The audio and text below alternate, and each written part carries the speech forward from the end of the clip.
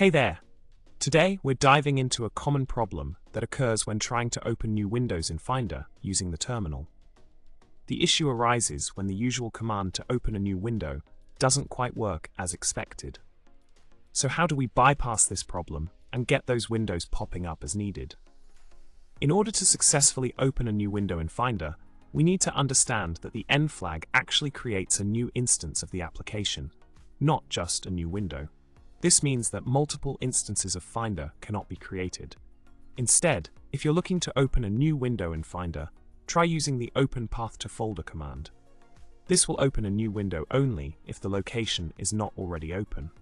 Remember, the A flag is specifically for opening a named file with a specified application. For a more detailed guide, check out the man page for Open.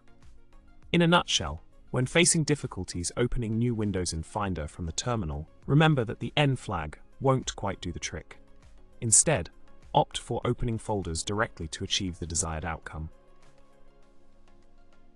And there you have it. If you found this information helpful, don't forget to hit subscribe, like the video, and drop a comment below. Thanks for tuning in, and happy scripting.